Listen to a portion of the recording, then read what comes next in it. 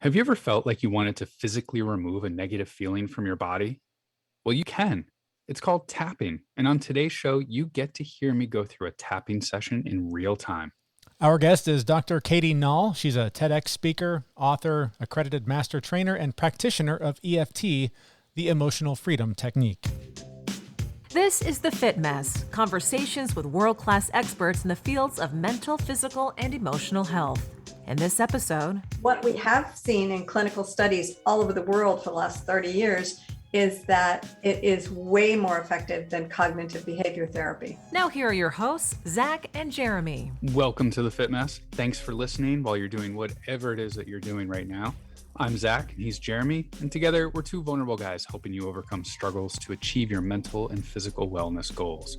Jeremy, I'm really excited about today's topic because this really is an amazing tool for people to achieve those wellness goals. It's another one of those tools that had you offered this to me 10 years ago, I would have laughed in your face. In fact, I watched a movie, I think it was 10 years ago, called What the Bleep Do We Know? And that was the first time I saw someone doing the tapping technique. And I just went, well, that's complete bullshit. That can't do anything. That's got to be just nonsense. But I've now done it and I've experienced the benefits of it. And so I'm excited to share with people, hey, this isn't complete bullshit. It's not complete nonsense. It might actually help you. I know you'll hear it later on, but in the interview, I got to do a tapping session live and I had followed along on other ones, but that was kind of my first time ever doing it. And it was pretty impressive. Like the difference in feelings at the end of it. It was pretty crazy. And if you don't know what we're talking about, it's the concept of literally tapping on various points of your head, face, and collarbone while reciting words that are basically like positive affirmations. And you'll hear a better explanation from Dr. Nall in just a minute. But it is funny watching you go through it. You can see there's a shift in your face where things just get lighter. So I can see why this is something beneficial for someone who just is constantly worrying about things, who has a lot of anxiety, who's weighted down by fear and just exhaustion and stress, all of these things that actually Dr. Nall refers to them as her waffles, literally worries, anxiety, fear, frustration, lethargy, exhaustion, and stress. All of these things can be treated through the practice of EFT, through this practice of tapping various points on your body. But as you're about to find out, nobody even really understands completely why it works. Just that it does. Yeah. Initially, when I saw waffle, I just got really hungry because I love waffles. But Dr. Katie Nall is talking about different waffles than what I was thinking of. We got to talk to her recently about EFT and how she's made a name for herself by showing people how to dissolve their waffles. So we asked her to explain what that really means. Waffles are worries, anxiety, fear, frustration, lethargy, exhaustion, and stress, and which is the number one cause of medical visits. When I can show people how to not just control, but eliminate their waffles, dissolve their waffles, and they then are in control of their emotions instead of their emotions controlling them, they can be healthier. And it's a fabulous, fabulous technique. So it's the emotional freedom technique, right? Yes. Mm-hmm. So tell us about that. What is it? How does it work? And why does it work? Okay. So 3 good questions, one of which I'll be able to answer. So emotional freedom technique is also called EFT or tapping. It was developed around 1990 by, of course, an electrical engineer from Stanford University by the name of Gary Craig. He was observing what psychologists and psychiatrists were doing to help clinically ill people with depression. These psychologists and psychiatrists were frustrated because traditional talk therapy wasn't working. So they did research and found that traditional Chinese medicine was using something called meridians, which are energy pathways believed to be in our body. And they found that tapping on different points of the body, and I'll explain where the points are and what we do with them, could help their clients so much more than just talk therapy. Well, Gary Craig, who's an electrical engineer, was kind of looking at all this and saying, these look like electrical circuits to me. And so as an engineer, he's like, if we just like tap on just a few points, we're going to get 96 to 98% of all of those energy pathways. So he developed this, put everything out on the internet for free. It's still out there, and went his merry way. And then a lot of people went, wait a minute, this stuff is kind of interesting. Now, in terms of how it works, we're not really sure exactly. There's a lot of hypothesis going around. It is a somatic method that, because we're involving the body and there's talk in it, that the combination of the two seem to be real strong. What we have seen in clinical studies all over the world for the last 30 years is that it is way more effective than cognitive behavior therapy. It's fascinating because I've seen videos, and long before I was open to anything spiritual, or as we like to refer to it as the woo-woo, I would see videos of people doing this, of tapping on parts of their face, and just thought, that is the most silly nonsense I've ever seen in my life. But there is real science that backs this up. You're right, Jeremy. They've done studies. Dr. Peter Stapleton is at the forefront of doing studies in Auburn University in Australia. And she's done MRIs, people before and after tapping, and she can see differences in their brains. They can check things like cortisol levels, blood pressure is reduced. There's a school out in Pacific Grove, California, Pacific Grove Middle School. They do tapping for 6 minutes a day, every day. The students do it, the faculty do it, the staff do it. Everybody in the school does it for 6 minutes a day. And they found in doing that, and they've been doing that for a number of years now, they have found that the academic grades are going up, that the disruptions are going down, and even special education kids are gaining much more just by tapping. Wow, that's incredible. So you mentioned a little bit when you described waffle, and you discovered this with helping people through math classes, but it's not just for math classes. There's a whole bunch of applicability. Can you talk a little bit about where you can apply it? Zachary, when I was working on my dissertation for my PhD, I wanted to help students who had this fear and anxiety about math. So I started looking and couldn't find anything. And then I realized that, well, this sounds like a word problem. And in word problems, what do? You just go to what is the core? And the core was, how do you reduce fear and anxiety? It was 2010. I happened to catch Nick Ortner's 10-day tapping summit, which he's still doing and is still doing this year. People should grab onto it. Watched all 10 days, bought the book, bought the DVD. And the whole time they were talking about things like financial abundance. They were talking about relationships. They were talking about weight loss, addictions. Nobody was talking about math or test anxiety. I had no idea if it was going to work or not, but I thought, these students are desperate. They're going to try it. Sure enough, they were lining up in my office, and I said, hey, we have no idea if this is going to work or not, but why don't we try it? They needed one class left to graduate. So they would get started, and I'd say, okay, just follow me. Well, they were following me right along. And they would come back one by one saying, I passed my math class.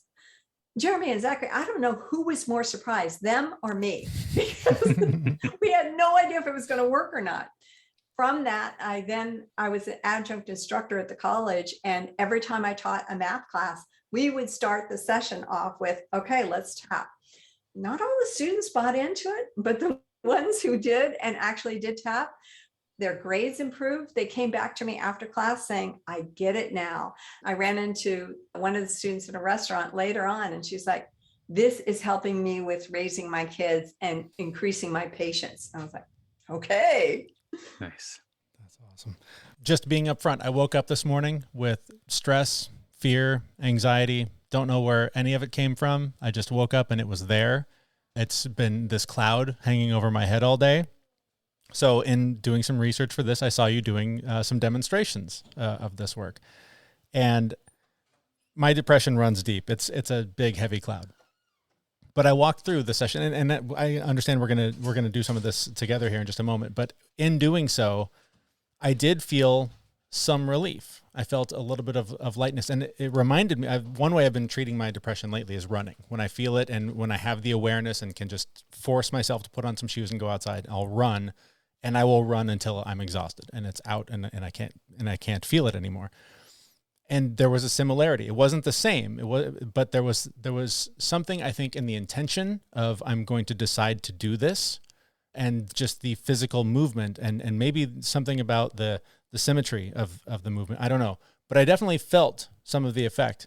Do you hear that a lot from people that you work with on this, that it can relieve some of that really kind of deep emotional baggage that people carry? Well, first of all, Jeremy, my heart goes out to you. And I know that feeling.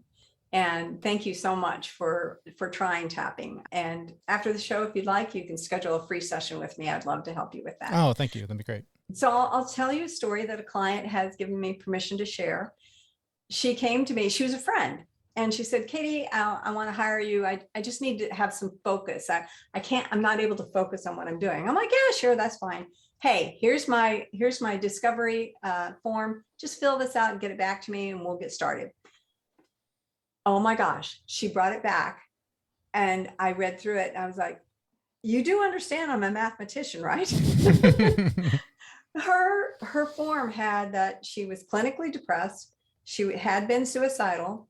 She was seeing a therapist right now, and she was not on one, but on 2 antidepressants. I said, no, this is outside my league. Right. I'm a mathematician. I can't do this. And she was insistent. She said, I really want to work with you. I just want to focus. I'm like, I've done this long enough to know that just wanting to focus is we peel back layers until we get to what the real issue is. And I was like, not talking to. So every tapping certified practitioner has a mentor. That's part of what you have to do to be certified.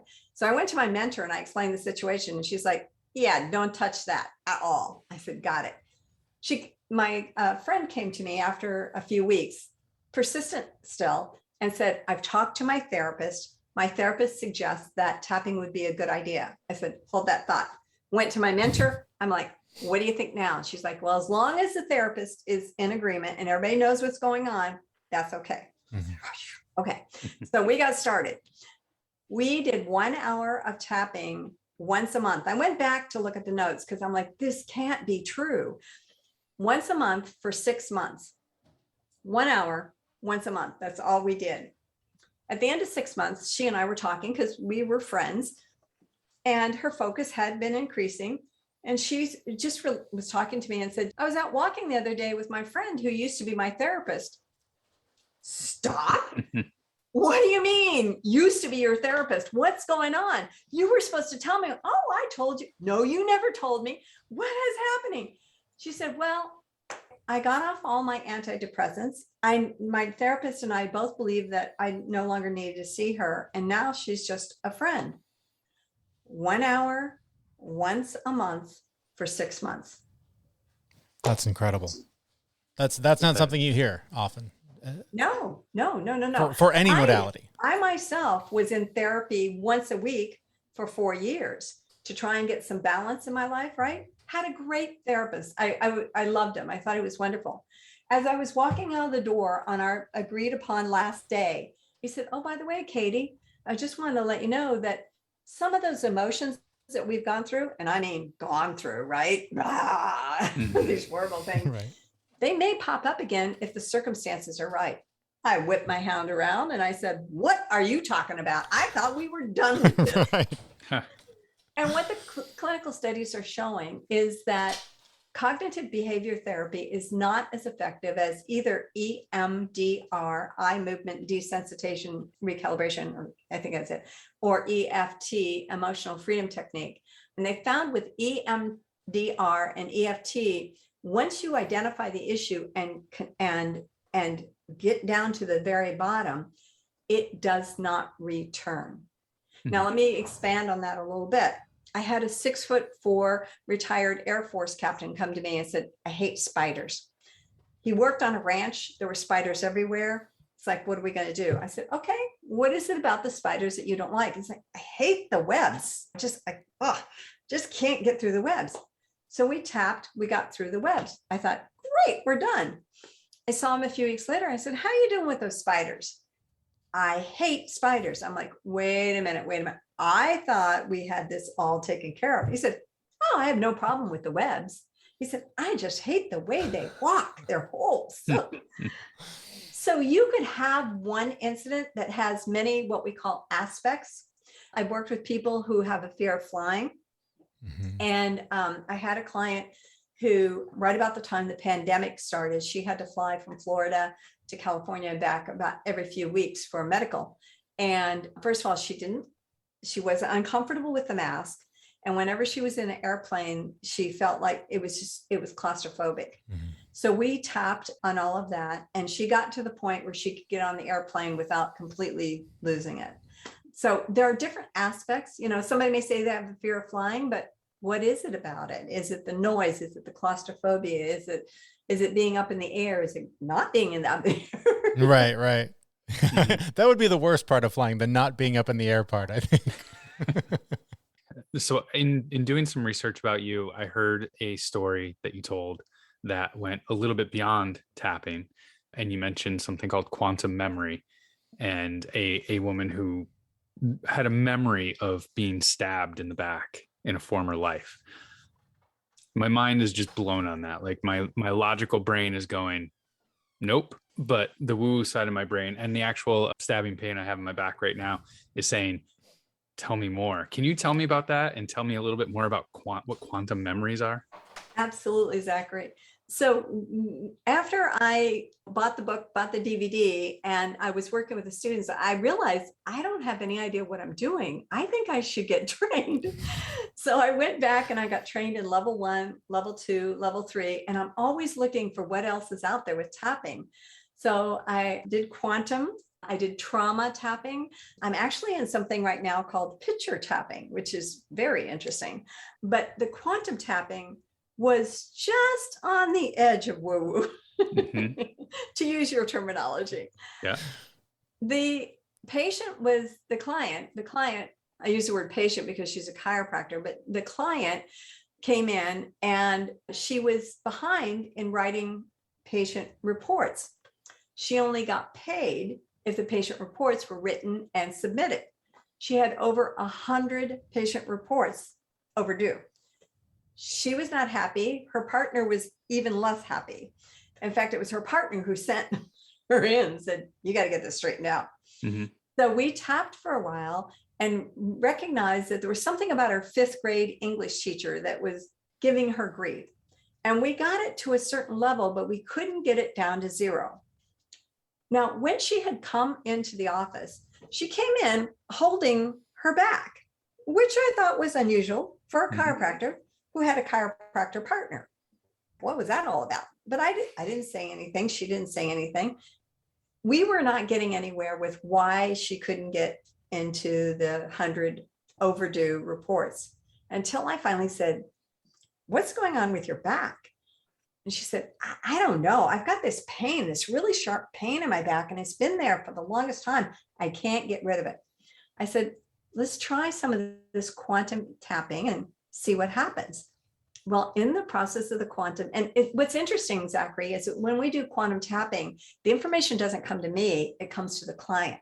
And so the client gets the information and then they tell it to me, which is always interesting. And so as we were doing that, she said, oh, I was a Roman soldier and in battle, somebody stabbed me with their sword in my back and killed me. And so we tapped on how the emotion that was attached to that. And as we tapped on the emotion to that, the emotion about writing those 100 reports, which who knows why that was attached to that at all, just collapsed to 0. Within 1 week, she completed her 100 reports, and it's been 4 years and she's been able to stay current. Wow. Right? What a connection. That's wild. So we talked a little bit before we started recording about a demonstration. So if you wouldn't mind, I'd love to dive in and see how this works firsthand. I'd love to. And Zachary, I understand you're my volunteer today. That's what I've been voluntold. Yes, okay. That's right. So I'm going to ask you a whole bunch of questions. And then what we will do is we'll tap on the points by themselves, and then we'll add words. Is that okay? That's fine. Okay. And I'm going to take notes because, as it turns out, the most important part of this is using your words, not mine. So the first question I'm going to ask you is, I'm going to ask you to repeat statements, words. And if you think that's not really true, or I would say it in a different way. For instance, you may say that you're anxious about something, and I may use the words that, well, I have a lot of stress. Well, you didn't say stress, you said anxious. So it's really important that you use the same words. So the first question is, will you restate words in your own words, your own vocabulary, if I ask you to repeat something that doesn't ring true? Yeah. Okay, good. So can you think of a little tiny like frustration or something small that is just irritating you in the last day or two? I think the bigger issue here is picking which one. So But here's the thing with tapping, you don't even have to tell me what it is. Okay. Okay, but you have to have it very clear in your mind what it is, and only one thing. Okay, I think I've got it. Okay, so, and if you have pen and paper, if you'll write it down, that would be good. Oh, good. My daughter did not steal my pen, which is what one of the frustrations was earlier. She stole my journal. So you can write that down. And so whatever it is that is the issue, tell me the last time that it occurred. It happened this morning, about 2.5 hours ago. Okay. 2.5 hours ago. And where were you when this happened? Sitting right here at my desk. Okay. And when you think about the issue that happened this morning about 2.5 hours ago at your desk, what emotion is coming up?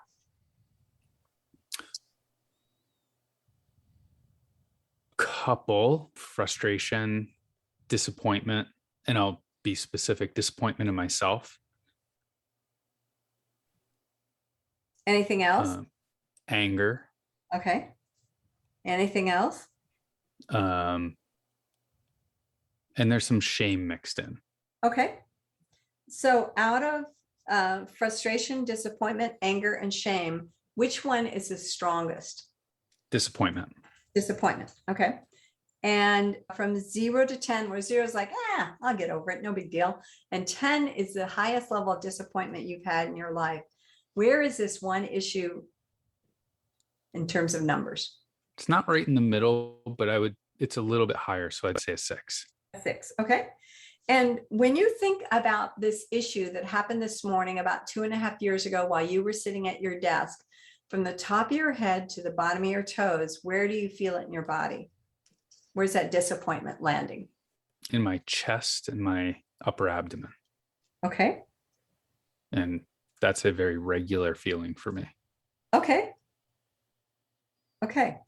And the last question is this a true statement? Right here, right now, I feel safe. Yes. Okay. So we're going to start with tapping on the points just so we know what we do. And then we're going to add the words. Is that all right? Sure. Okay.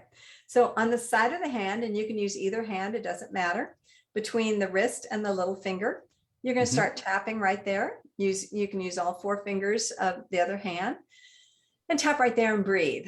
And think about that issue and the disappointment you have in your chest and your abdomen. And just think about that and breathe. And then we're going to move to, when I add it, we're going to have a sentence here and it'll be repeated 3 times when we add it. Now that'll be right here on the side of the hand. Okay. Okay. And then the next spot is right on the top of the head. Yeah. And you can use one hand or the other or both. You can do the monkey move if you want. And my headphones are just in the way. Oh yeah, that's right. So. That's right. Okay. I'm warning you, I'm coming in for a close-up. Okay. The next one is on the edge of your eyebrow, right on the edge of your eyebrow, right above your nose. And again, you can use one hand or the other or both. And then the next one is on the side of the eye, between the eye and the hairline. Have you ever been in a meeting and seen somebody doing this? Yeah. Self-soothing. The next spot is where I keep all my bags for a quick getaway, and that's under my eyes. I'm waiting for Kim Kardashian to start blacking her eyes, so I'll be in fashion. Under the nose is next, above the lips. And then we go under the lips, above the chin. And then I usually have my clients join their wrist with their palms towards them and tap right on the collarbone. And breathe. Oh, it feels so good to breathe. And then the last spot is we're going to give our ribs a good ribbing. So some ribs and go right there. Now, I usually have my clients blow all their air out looking like a cartoon figure. So it looks like this. I don't know if I can do that with my mouth, but. Yeah, go ahead and try it. There you go. That was perfect. Okay. All right. Okay, so you ready? Let's get started. Okay, so we'll start on the side of the hand and say, even though, when I think about this issue, the one that just happened 2.5 hours ago, right here at my desk, the one that happened 2.5 hours ago, right here at my desk, I feel this disappointment in my chest and abdomen. I feel this disappointment in my chest and abdomen. And right here, right now, I feel safe. And right here, right now, I feel safe. Even though I have this disappointment in my chest and abdomen. I have this disappointment in my chest and abdomen. When I think about what happened this morning about 2.5 hours ago, not years ago. When I think about what happened just 2.5 hours ago. Right here, right now, I feel safe. Right here, right now, I feel safe. Even though my chest and abdomen is full of disappointment. My chest and abdomen is full of disappointment. When I think about that issue this morning.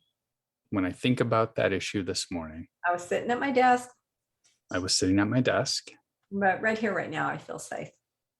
Right here, right now, I feel safe. And then top of your head, around your headphone. This disappointment in my chest and upper abdomen. This disappointment in my chest and upper abdomen. On the edge of your eyebrow. This disappointment in my chest and my upper abdomen. This disappointment in my chest and upper abdomen. Side of the eye. This disappointment in my chest and upper abdomen. This disappointment in my chest and upper abdomen. Under the eye. This disappointment in my chest and upper abdomen. This disappointment in my chest and upper abdomen. Under the nose. This disappointment in my chest and upper abdomen. This disappointment in my chest and upper abdomen. Under the lips. This disappointment in my chest and upper abdomen.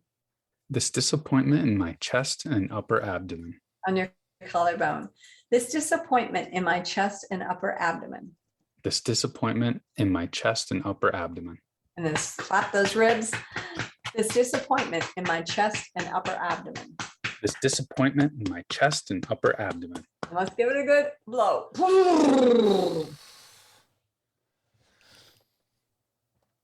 It was funny to watch your face. Jeremy, did you see his face change? Mm-hmm. What happened? You just got lighter. Yeah. How are you feeling? I feel good. I feel surprisingly warm inside. Mm-hmm. If that makes sense. Yeah. So from 0 to 10, when you think about that issue this morning and the disappointment that you had in your upper abdomen and your chest, where is it now? They don't really feel like it's anywhere, but anymore. I love this stuff. I'm like doing a full body scan now of like, where is it? Where'd it go? If I can ask a question, where you don't feel it, but do you logically feel like you're supposed to? Like mentally, are you looking for it because you're attached to that disappointment and frustration? Yeah, I am looking for it because it's there so often. Yeah, because that's the same for me, even whether it's this or when I go for the run or whatever. Once it's gone, mentally I'm going, no, I need that. Where that's me. Where is that? And I look for it.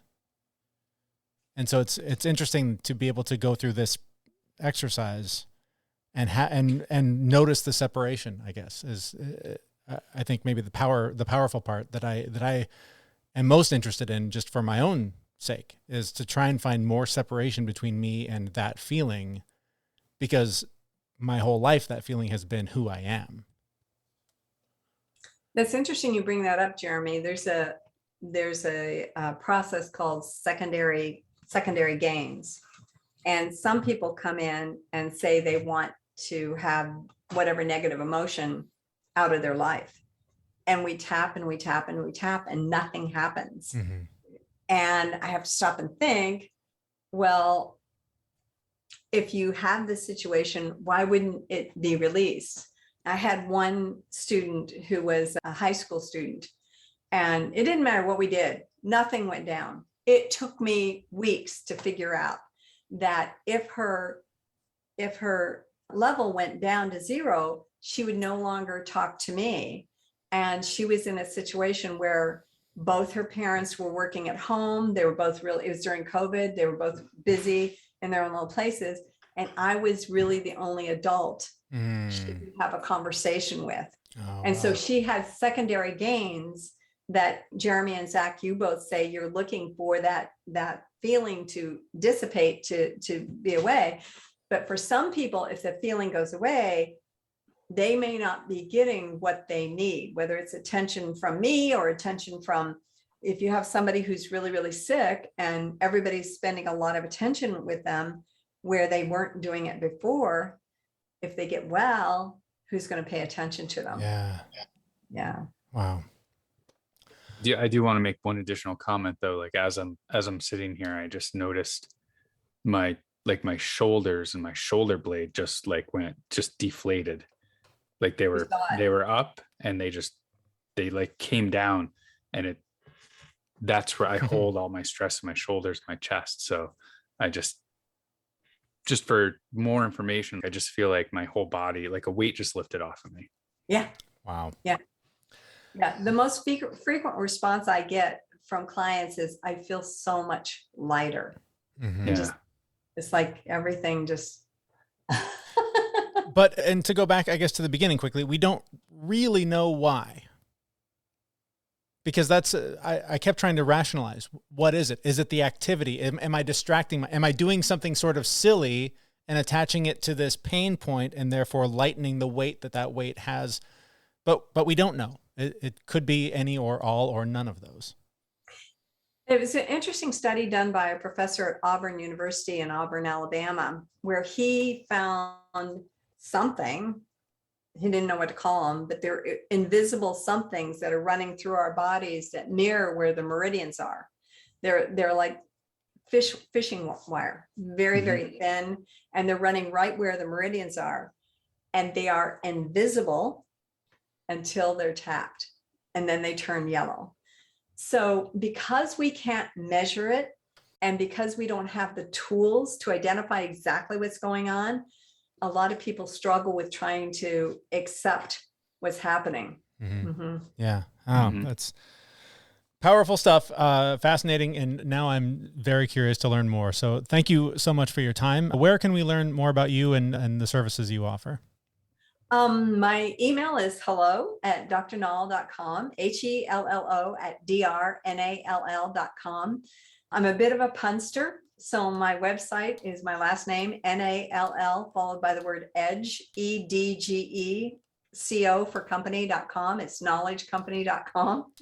Nice. That's very funny. And I will tell your listeners that I love when people call me. So they can call me directly at area code 772-480-0541. In fact, I'm returning a phone call from somebody who actually called me last week. If you call, leave your name and your phone number, and I'm just delighted to be able to speak with you. Great stuff. We will have links and that phone number on the show notes for this episode at thefitmess.com. Thank you again so much for your time and insight on this. It's been a fascinating conversation. Yes, thank thank you you. for what both of you are doing for everyone. All right. That was Dr. Katie Nall, master trainer and practitioner of EFT, the emotional freedom technique. You can find links to her and her work, as well as that phone number she gave, in the show notes of this episode at thefitmess.com. You know, Zach, in that interview, she offered to meet with me to deal with some of my depression issues, and I took her up on that offer. And it is an interesting procedure to go through when you're digging a little deeper. Like, you guys kept it pretty surface with some just like frustrations that you were having. We were trying to sort out like some sadness that I didn't know where it was coming from. So depression, I didn't know where it was coming from. And it's a weird, first of all, it's weird because it's virtual. I'm on a Zoom call, much like everyone else is doing these days. But I'm just going through this process of tapping these points on my face, repeating the same message over and over again. And you feel ridiculous at first. But then you do a couple rounds and all of a sudden your brain starts going to some weird places and starts opening up some things. And suddenly in the middle of this, I don't know, maybe the third round through of repeating the mantra and like tapping these points on my body, all of a sudden I saw me as a child. I saw me as a child that was desperate to be seen, desperate to be loved, desperate to be comforted because he was afraid and felt very alone. And I just suddenly started just weeping. Like I just broke down, was just crying. And, I'm in my daughter's bedroom on a Zoom call, crying like an idiot. And, but it was the strangest. And here's the thing. It wasn't the strangest thing because I've done this before, not through tapping, but through some deep meditation and some breath work. I've experienced what I've had described to me as astral projections. I don't know if that's real. I want to believe in that. It seems cool. But I've been able to, in some way in my mind, travel back to comfort myself as a child, like literally stand next to me and comfort me. And it was very much the same thing. It was the ability to be with that sort of traumatized, scared version of me and try and help him. And that was when the session changed. Like the technique was the same, tapping the same points, following sort of the same rhythm, the same breathing. But then the messaging changed from, it was something to the effect of, I feel sad, but I'm safe, to talking to that child version of me and coaching him through his fear and his sadness. And man, at the end, I was exhausted, but much like your experience that we just heard, I just was lighter. Like I just felt a lot of it lifted away. I've only done it once. I should do it more because I do feel like it was very beneficial. You heard her story of the person she worked with, that it was like 6 sessions once a month and all of a sudden they were in a much better place. So it is something I think I should pursue because this is something that I've battled my entire life. I continue to battle now. These last few weeks especially been particularly rough for me. So I hope that for someone who maybe like me feels like they've sort of tried a lot of things and feel like, this is just where I'm going to be my entire life. I'm never going to be able to move this. This might be something to pursue. This might be something to consider trying. And so Dr. Nall is a great place to start if you want to give her a call or reach out to her. Like Zach said, the contact information and everything for her is in the show notes for this episode. And if you've done tapping or you've had a similar experience, we'd love to hear about it in the FitMess community group on Facebook. Yeah, we'd love to continue the conversation with you there. The link to that is also in the show notes for this episode at thefitmess.com. That's also where we will have a brand new episode for you next week. Make sure you subscribe on whatever podcast player you're using. Thanks so much for being there. We will see you next week. See you, everyone. We know this podcast is amazing and doesn't seem to lack anything, but we need a legal disclaimer. Prior to implementing anything discussed in this podcast, it is your responsibility to conduct your own research and consult your physician. You should assume that Jeremy and Zach don't know what they're talking about, and they're not liable for any physical or emotional issues that occur directly or indirectly from listening to this podcast.